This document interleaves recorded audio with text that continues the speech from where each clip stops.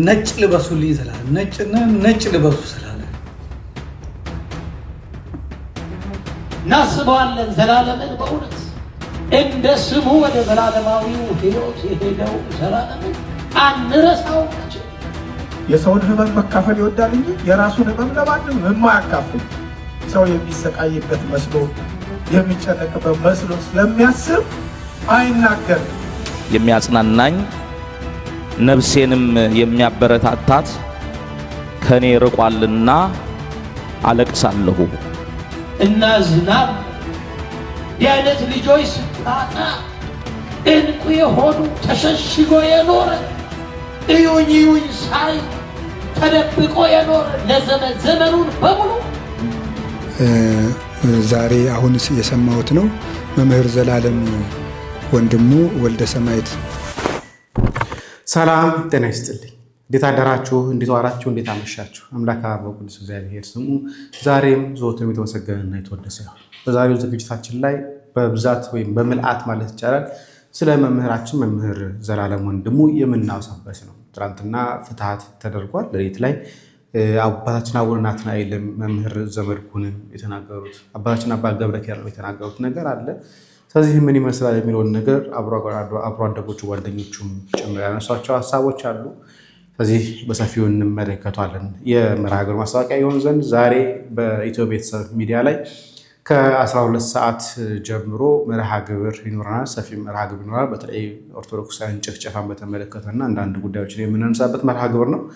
እዛ እንደምትገኙ ተስፋ አድርጋለሁኝ። ስለዚህ ሌላውን የአርሲውን ጉዳይ ምናምን ነገሮች እዛ ላይ በደንብ እንዳሳቸዋለን ብዬ ስላሰብኩኝ ነው። የሽብር ቡድኖችንም አንዳንድ ጉዳዮች አሉ በደንብ መታየት መዳሰስ ያለባቸው።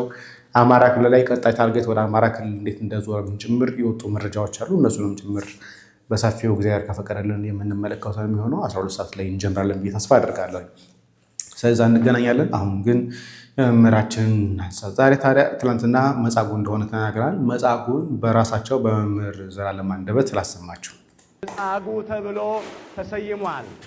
ይህ ሰንበትና ሳምንት አምላካችን ጌታችን መድኃኒታችን ኢየሱስ ክርስቶስ በሽተኞችን እንዳዳነ፣ ጎባጦችን እንዳቀና፣ ለምጻሞችን እንዳነጻ፣ እውራንን እንዳበራ፣ የቆሰሉትን እንደፈወሰ የሚታሰብበት ሳምንትና ሰሞን ነው።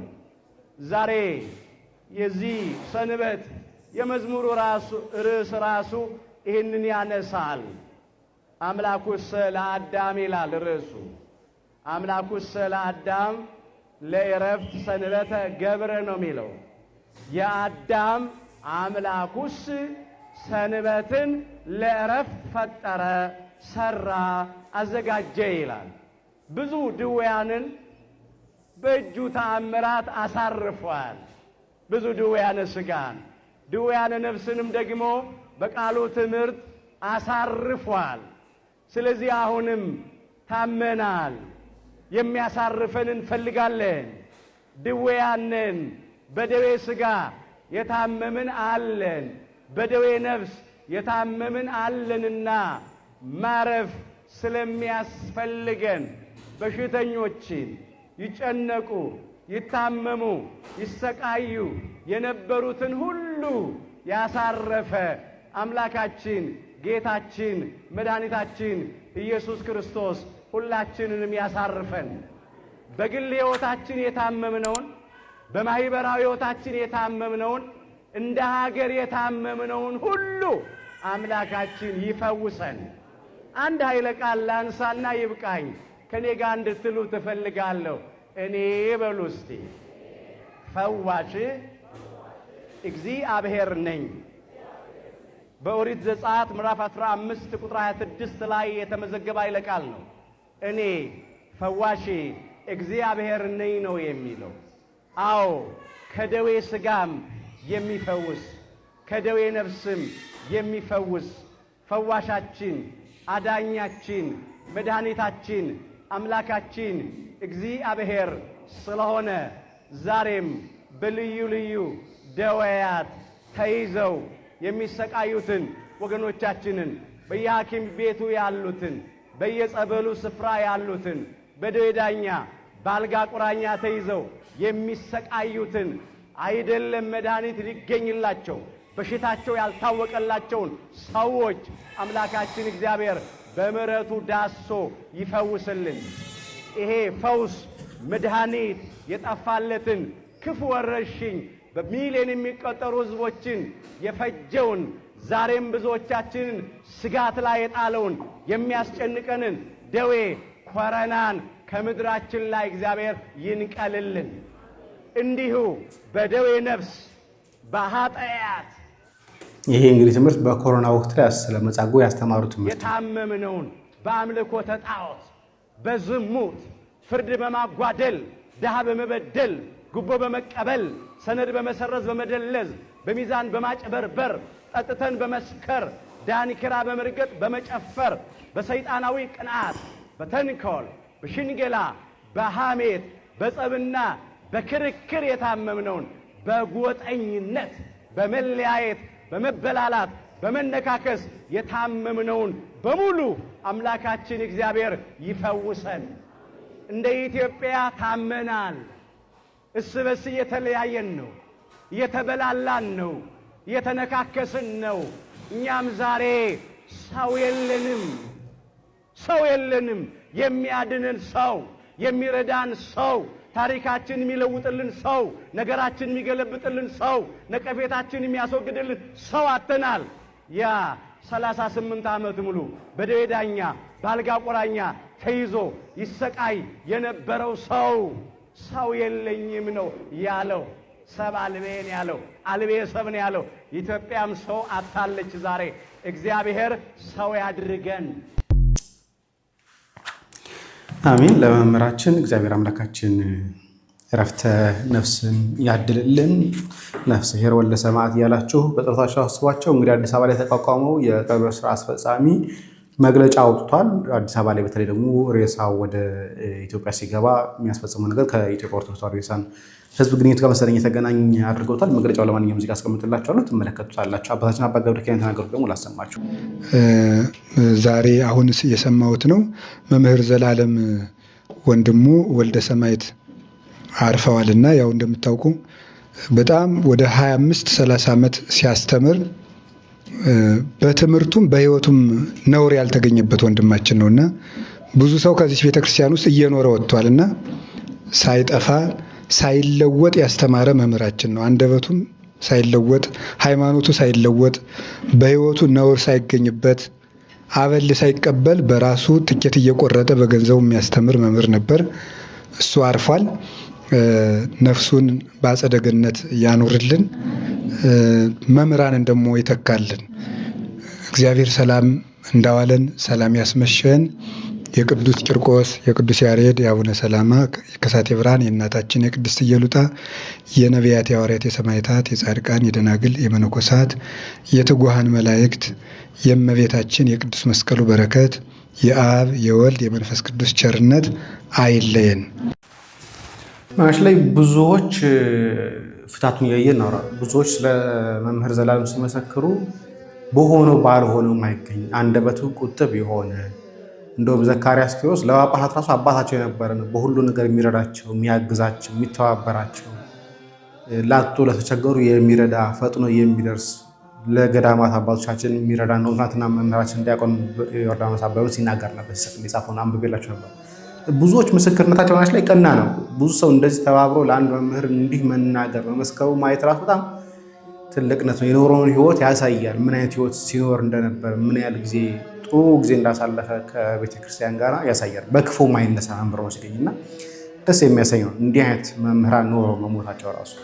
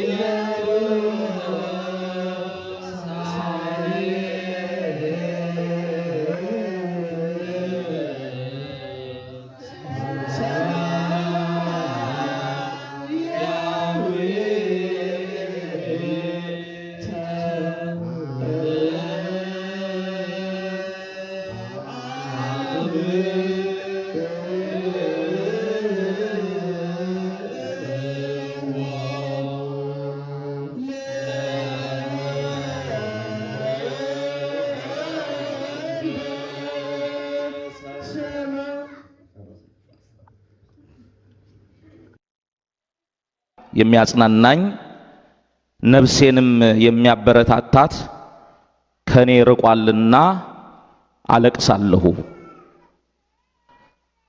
ልሳነ ተዋሕዶ የቤተ ክርስቲያናችን አንደበት የሆነ የከተማው መናኝ ባህታዊ የወንጌሉ አርበኛ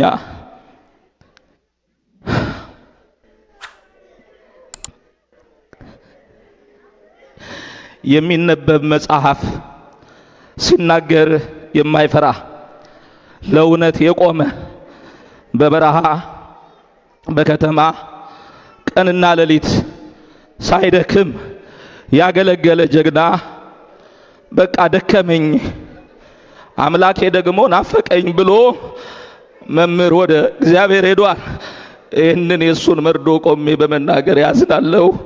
አባቴ መንገድ መሪ ነው ለኔም በዚህ ደብር ላለን በመላው ዓለም ላሉ ኦርቶዶክሳውያን አጽናኝ አለኝታ የድሆች አባት ብዙ ድሆችን ተሰውሮ የሚመግብ ወላጅ አልባ ሕፃናት የሚያሳድግ እሱ እየራበው ሌላ የሚያጎርስ መምህራችን መምህር ዘላለም ወንድሙ ወልደ ሰማዕት ወደ አምላክ ወደ ክርስቶስ ሄዷል።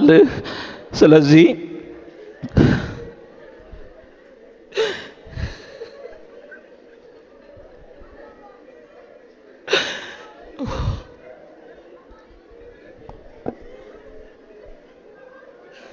ምን ብዬ ልናገር? ይሄ የቤተ ክርስቲያን ሐዘን ነው። የቤተሰቡ፣ የጓደኞቹ፣ የባልንጀሮቹ ብቻ አይደለም። የኢትዮጵያ ኦርቶዶክስ ተዋሕዶ ቤተ ክርስቲያን ሐዘን ነው። እስቲ እሱን ፎቶ ስክሪን ላይ አውጡት። እቺ እሱ የሚቆምባት አውደ ምሕረት ናት። ዛሬን የሚያምርብኝ የዕለቱን ትምህርት የሚያስተምረን ወንድማችን መምህር ዘላለም ነው ብል ያምርብኝ ነበር፣ ግን አልታደልኩም። አባቴ ወንድሜ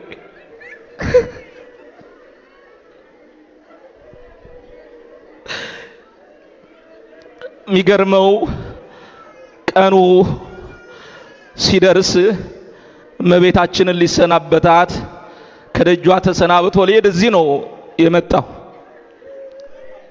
እመቤቴም ደጅሽን የረገጠ አገልጋይሽን ልጅሽን ቅፍ ድግፍ አድርገሽ በክብር ሸኝልን።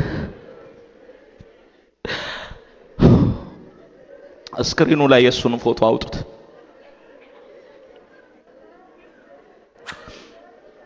ምእመናን የምናለቅሰው ለመምህር ዘላለም አይደለም። መምህር ዘላለም በኖረበት በእድሜ ዘመኑ ከእድሜው በላይ ትልቅ ስራ ሰርቶ የሄደ ነው። መኖር ትርጉም የለውም። ማቱሳላ 969 ዓመት ኖረ ይላል መጽሐፍ ቅዱስ። ግን አንድ ነገር ሰራ ተብሎ አልተጻፈም። መምህር ዘላለም እያመመው እየደከመው ደከመኝ ታምም ያለው ሳይል ህመሙን በውስጡ ይዞ ሌላ ሰው እንዳይጨነቅ እጅግ መልካም በጎ ስራዎችን ሰርቶ የሄደ ወንድም ነው። አሁን ለቅሶ የሚገባት ቤተክርስቲያን ናት። ለቅሶ የሚገባው ለኛ ነው። ለምን? አንደበቷ ነው የተዘጋው። ነገስታቱን፣ መሪዎቹን፣ ሌሎቹን ሳይፈራ እውነት የሚናገር ክብር ከሰው የማይፈልግ እንደተደበቀ ኖሮ እንደተደበቀ ጥሎን ሄደ። ሲባል አምኖ መቀበል የማይፈልግ እንደ ሰው ያመው ነበር። ቅዱስ ጳውሎስ ህመም ነበረበት። አንድ ወንድሜ ሲነግረኝ አስታማሚው በቅርብ ለማንም ለመናገር የማይፈልግ ነው። ህመሙን የሰውን ህመም መካፈል ይወዳል እንጂ የራሱን ህመም ለማንም የማያካፍል ሰው የሚሰቃይበት መስሎ የሚጨነቅበት መስሎ ስለሚያስብ አይናገርም። ነገር ግን ታማሚ ነው።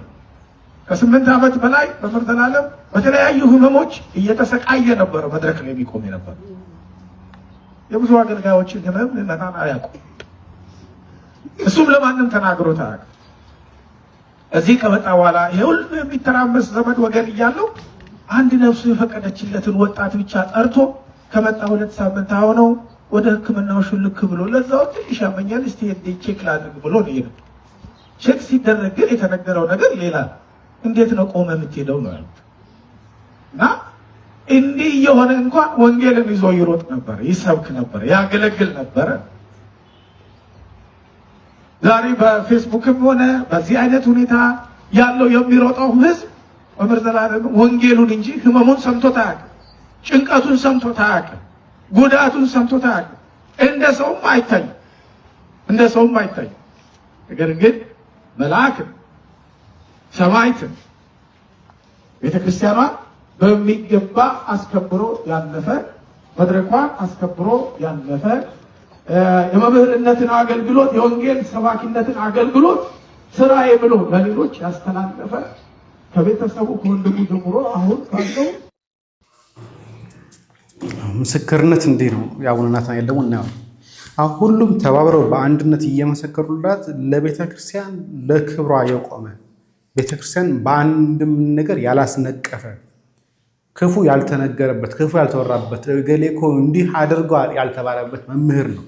አባታችን አቡነ ናትናኤል ደግሞ የተናገሩት ነገር ቅንጭብ አድርጌ ላሰማ። ከመላእክት ጋር በደስታ የምንኖርበት ሌላ ዓለም አለን እኮ። ሄደዋል ወገኖቻችን፣ እኛም እንሄዳለን፣ እንከተላቸዋለን። እንደውም ዛሬ የምናስበው እጅግ የምንወደው የሚያሳዝነን በእውነት አንድ ልጃችን የቤተ ክርስቲያን እንቁ ልጅ በእውነት እሱ ይስበክ እንጂ እሱ ያስተምር እንጂ እሱ ያሳምረው እንጂ በእውነት ዛሬ ከመካከላችን ተለይቶ እናስበዋለን። ዘላለምን በእውነት እንደ ስሙ ወደ ዘላለማዊው ሕይወት የሄደው ዘላለምን አንረሳውም መቼ። እሱ ይስበክ ያስተምር ያሳምረው እንጂ በእውነት አናለቅስም። ወደ ሕይወት ነው፣ እረፍት ነው፣ ወደ ቅዱሳኑ ነው የሄደው እሱ። በእውነት እናስበዋለን እንጂ አናለቅስም። ስለ ራሳችን ነው የምናለቅሰው። አዎ ቤተ ክርስቲያን ታዝናለች፣ እናዝናለን። እንዲህ አይነት ልጆች ስታጣ እንቁ የሆኑ ተሸሽጎ የኖረ እዩኝ ሳይ ተደብቆ የኖረ ዘመኑን በሙሉ ወንጌል ሲሰብክ የኖረ ልጅ በእውነት ዛሬ የጻድቁን እረፍት በምናስብበት ቀን የእሱንም እረፍት እናስባለን። ዛሬ በእውነት እግዚአብሔር በቅዱሳኑ አጠገብ ያሳርፈው፣ በቅዱሳን አጠገብ ያሳርፈው። አንረሳው፣ በልባችን ይኖራል። በእውነት ይቅርታ ዛሬ ስለሰማን ነው። እጅግ የሚያሳዝን አስደንጋጭ ዜና ስለሆነብን ነው። አዎ እንዴት ይረሳል? የወንጌል ገበሬ የአውደ ምሕረቱ ኮከብ በእውነቱ ይናገረው ያስተምረው እንጂ እሱ በእውነት እያበጠረ እያሳመረ እየፈተፈተ የሚያጎርስ ስለ ብዙዎች ቅዱሳን እሱ ሲናገር ኖሯል። ስለ እሱ አሁን ማን ይናገራል? እንዴት እንናገረዋለን? እሱ ወደ እረፍት ሄደ። ለራሳችን እናልቅስ፣ እኛ ስለ ራሳችን እናልቅስ፣ ስለ ራሳችን እናንባ። የጎደለብን እኛ፣ የቀረብን እኛ፣ ወንጌል የቀረብ እሱ በቃል ብቻ ሳይሆን በሕይወትም አስተምረው ነው ያለፈው። ባይገርማችሁ በሕይወትም የሚያስተምረውን ኖሮ ነው ያለፈው። እንኑር፣ እኛ እንነሳ፣ እንንቃ። ከተኛንበት አልጋ ተነስተን አልጋችንን ተሸክመን እንጓዝ ወገኖቼ። ከተኛንበት ደዌ እግዚአብሔር ያንቃ። መቼ ነው ንስሐ የምንገባው? እኛስ መጠሪያችን እንዴት ነው? ልጃችን እኮ ድንገት እኮ ነው ሄደው። ሰዎች አገላብጠውት ምን ይህን ይሰማሃል፣ የቱ ጋር ይወጋል፣ የቱ ጋር ይፈልጣል፣ የቱ ጋር ይቆርጣል ብለው እኮ አይደለም። ድንገት ነው ሄደው። እንደውም ስሰማ በእግሩ ሆስፒታል ሄዶ ከትላንት ወዲያ በእግሩ ሆስፒታል ሄዶ ትላንትና አረፈ። እንዲህ ነው እንግዲህ አጠራር። እኛስ እንዴት ይሆን የምንሄደው? ስለ ራሳችን እናልቅሳው። አዎ ከእግዚአብሔር የተለዩ ሰዎች ማልቀስ ይገባቸዋል። በኃጢአት የምንኖር እኛ ማልቀስ ይገባናል። ስለማ ስለ ራሳችን። አዎ በኃጢአት ደዌ ለተመታ ለራሳችን ነው ማልቀስ የሚገባ። ቤተሰቡን ያጽናል፣ ቤተ ክርስቲያንን ያጽናል፣ ሁላችሁንም ያጽናችሁ። የበረከት በዓል ያደርግልን። የጻድቁ በረከት በሁላችን ላይ ይደርብን። ከአልጋችን እንድንነሳ እንንቃ። እንግዲህ ይብቃ መራኮት፣ መተራመስ፣ መጠላላት። ፍቅር ጠፋ። የምንሰማው ዜና ሁሉ ጦርነት፣ መከራ፣ መገዳደል፣ መሞት። ክርስቲያኖች እያለቁ እኮ ነው። ዘመኑ አጠረ እንዴ? ዘመኑ ደረሰ እንዴ? የሚያሰኝ ነው በእውነት። እናልቅስ፣ እናንባ፣ ንስሐ እንግባ። ጊዜው አጭር ነው። የሁላችንም ቀን ጊዜው እየሮጠ ነው። እንደ ሸማኔ መወርወር ከሸማኔ መወርወሪያ ይልቅ እየፈጠነ ነው ዘመኑ። ስለዚህ ንስሐ እንግባ ወገኖቼ። ወደ ስጋው፣ ወደ ቅዱስ ስጋው፣ ወደ ክቡር ደሙ ቅረቡ፣ አትፍሩ። ኑ ወጣት አይል፣ ጎልማሳ አይል፣ ሁላችሁም ቁረቡ። ካልቆረባችሁ ድነት የለም። ንስሐ ካልገባችሁ፣ ቅዱስ ስጋውን ክቡር ደሙን ካልተቀበላችሁ ድነት የለም። ተጫውቶ ኮከብ ተጫዋች ቢባል አንድ ሰው ጎል ካላስገባ ዋንጫ ያገኛል? እስቲ ንገሩ። ያገኛል? ኮከብ ተጫዋች ይባላል፣ በቃ ይወራለታል። ዋንጫ ግን የለም። መጾሙ፣ መጸለዩ፣ ማስቀደሱ፣ መመላለሱ፣ ጽዋው፣ ሌሎቹ ወንጌል መስማቱ፣ እነዚህ ሁሉ ኮከብ ተጫዋችነት ነው። እሺ ጎሉ ምንድን ነው? በሉ ጎሉ ምንድን ነው? ዋንጫው ምንድን ነው? ቅዱስ ስጋው ክቡር ደሙ ነው ወገኖቼ። እስካሁን ስንቴ ሜዳ ውስጥ ሮጣችሁ፣ በቃ ደግሞ ወደ ጎል ተጠጉ። ስንቴ ሮጣችሁ ከአንዱ ጎል ወደ አንዱ፣ ከአንዱ ጎል አንዴ በዚህ ትገጥማላችሁ፣ አንዴ በዚያ በኩል ትገጥማላችሁ። ጨዋታ እንዲሁ መሄድ፣ መመለስ፣ መሮጥ፣ ጠጋ ወደ ጎል። እሺ በሉ። እግዚአብሔር እሺ ይበላችሁ። ንስሐ ግቡ፣ ቁረቡ። የበረከት በዓል ያደርግልን። አስረዘምኩባችሁ። እናመሰግናለን አባታችን። በጣም ደስ የሚል ነበር። ላቋርጦ እየሰማሁት፣ ምክንያቱም ብዙ የሰው ቪዲዮ መውሰድ አንዳንዴ ከባድ ስለሚሆን ማለት ነው እና የአውደ ምሕረቱ ኮከብ መምህር በእንደዚህ በአባት ደረጃ ደግሞ ሲመሰገን ማየት፣ በተግባር ሲገለጽ ማየት። አንዳንዱ ምስጋናዎች ያው ለከንቱ ውዳሴ የሚሆኑ ምስጋናዎች አሉ። ያልሆነውን ሰው ያልሆነውን ነገር የሚነገርለት አሉ የምናውቀው። ደግሞ ሆኖ ሲገኝ ደግሞ እንዲህ ደግሞ በክብር ደግሞ በሞገስ የሚነገርለት ቤተሰቦቹ የሚያውቁትም የሚደሰቱበት ደግሞ ሲሆን ደግሞ ይበልጥ ደስ ያሰኛል። ዘመድኩን ጋር ደግሞ ልምጣ። ዓለም አርፏል፣ መምህር ዘላለም ወንድሙ አርፏል የሚል በጣም አስደንጋጭ ዜና የሰማ ነው ማለት ነው። መምህር ዘላለም ወንድሙን ታውቁታላችሁ? የማያውቀው አለ? የለም። ሁላችሁም እዚህ የምትሰሙ ሰዎች ነፍስ ይማር ብላችሁ ጻፉ። ነፍስ ይማር፣ በሰላም ነፍስ በሰላም ትረፍ ብላችሁ ጻፉ። ዘላለም የዘመኔ ሰው ነው እና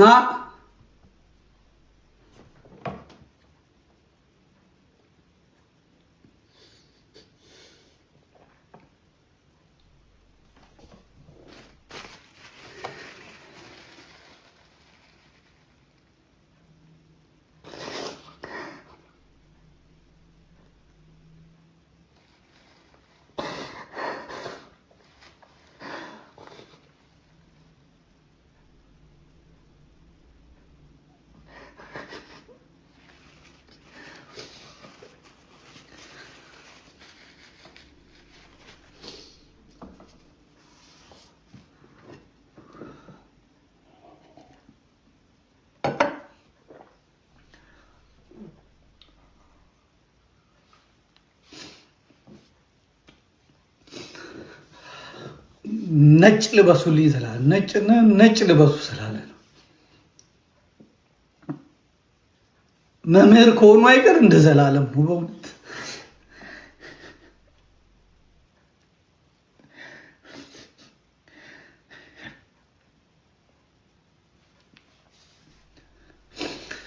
ብዙ ጊዜ እኔ አባቴ ሞቶም አላለቅስም፣ ሰዎች ሞተውም እምባ የለኝም። ግን ያንዳንዱ ሞት ያስቀናል።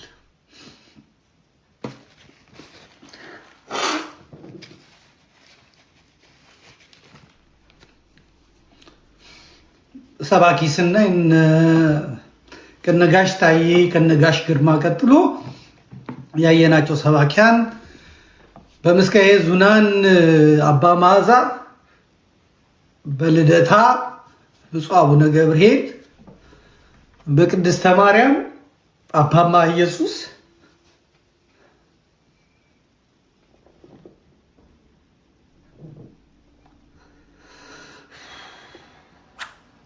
በቀጨኔ መድኃኔዓለም እነ ባታይ ገብረ መስቀልም ከመጡ በኋላ በራሳቸው እውቀት በራሳቸው እንትን ደክመዋል። ከዛ የወጣቶች የልጆች አገልግሎት ሲመጣ ግን መምህር ዘላለም ወንድሙ ሳይደክም ሳይፈራ ሳይሰለች ሳይንቅ ወንድሞችን በማቀራረብ በመቅረብ አዳሩ ሙሉም ቤተክርስቲያን አውደ ምሕረት ላይ አድርጎ በእውነት አስተምሯል፣ አገልግሏል። ያለፉትን 30 ዓመታት ከአውደ ምሕረት ላይ የማናጠው ዑራኤል ሲሆን ዑራኤል፣ ገብርኤል ሲሆን ገብርኤል፣ ግሸን ሲሆን ግሸን፣ ኢየሩሳሌም ሲሆን ኢየሩሳሌም፣ ዮሐንስ ግቢ ዮሐንስ ማርያም እስከ ሌሊቱ 5 ሰዓት 4 ሰዓት ድረስ ጠርቶ ያናግረኝ ነበር። ዘበኞቹ ፈቅደውልን ከዛ ወደ ቤት ያደርሰኝ ነበር እና ራእዩ እኔ ላይ ያይ የነበረውን ነገር የሚነግረኝ የሚገርም እይታ ነበር የነበረው። በጣም የሚገርም የጸሎት ሰው፣ መንፈሳዊ ሰው፣ ወንድሞችን የሚወድ ዘማሪያንን ሰባኪያንን አንድ ለማድረግ በብርቱ የጣራ አሁንም ደግሞ በስሩ ብዙ የሚረዳቸው ልጆች ያሉ ቤት የዋሉትን ቤት የቀሩትን እነ ብፁዕ አቡነ ዮናስን አይነት ይሄድ የሚፈልጉትን ነገር የሚሰጣቸው ቤት የዋሉትን ቤተ ክህነቱ የረሳቸውን ሰዎች ራሱ የሚያስታውስ ምርጥ ወንድም ነው። አገልግሎቱ የሚያስቀና እና ዘመዴ ብዙ ከመጮሄ የተነሳ ደረቴን ያመኛል ይል ነበር። አሁን ደረቴን እያመመኝ ነው። ደግሞ ካልጮህኩ አይሆንም። ዘላለም መጮህ ያወጣል ድምፅና ይህንን ፖል መረዋ መምህር ጳውሎስ መልካ ስላሴም ነግሮኛል።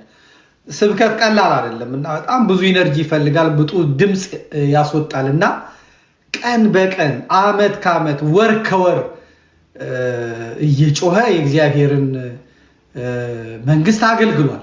ብዙዎቹን ለንስሐ ለስጋው ደግሞ አብቅቷል።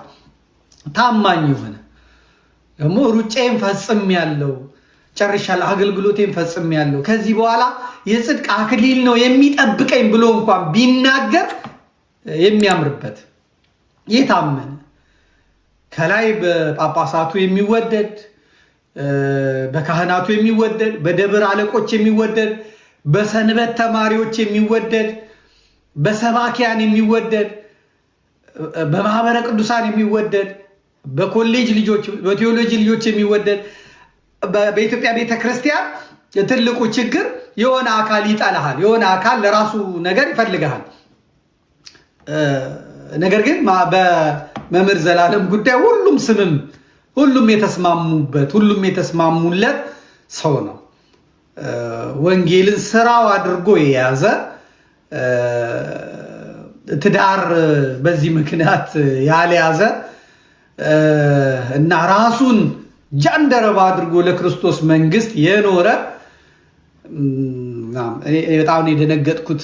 እና ደግሞ እኔ ተስፋዬ ይዶ ዘማሪው ሲሞት፣ ዲያቆን ተስፉ ግርማ መምህር ሲሞት የደነገጥኩትን ያህል የመምህር ዘላለምን ስሰማ የበለጠ ነው የደነገጥኩት የተሸበርኩት ማለት ነው። እና የዘመንን ሰው የአንድ አካባቢ የአንድ ጊዜን ሰው እንደማጣት የሚያስደነግጥ ነገር የለም። ከቲዮሎጂ እነ ዶክተር መምህር አብነት ድንገት ተጠርተው ሄደዋል። አሁን እነ ወንድማችን ላይ ለዚህ ጊዜ ነው እንግዲህ እኛ ምድሪቷ አልበቃን ያለችው በተንኮል በመገፋፋት ቤተክርስቲያንን በማቆርቆዝ በማድከም ለጠላት አሳልፎ በመስጠት ፍዳችንን የምንበላው ለዚህ ጊዜ ነው። መምህር ዘላለም ስትሮክ ከዚህ በፊት አሞት ነበር፣ ድኗል። አሁንም አሜሪካን ሀገር ለአገልግሎት ተጠርቶ ነው ሄደው። እዛ ከደረሰ በኋላ ትንሽ አመመኝ አለ። ወደ ክሊኒኩ ወደ ሆስፒታሉ በእግሩ ነው ሄደው። እዛ ከደረሰ በኋላ ደሙ ነው ፕሬሸሩ ከፍ አለ አሉ። ከዛ ወደ እንትኑ ሳይገባ ነው እጃቸው ላይ ያረፈው። እንግዲህ ማዘን ለኛ ነው፣ ማዘን ለራስ ነው። በመላው ኢትዮጵያ ዛሬ ከቅዳሴ በኋላ ተነግሯል። ይሄም መታደል ነው፣ መታደል ነው።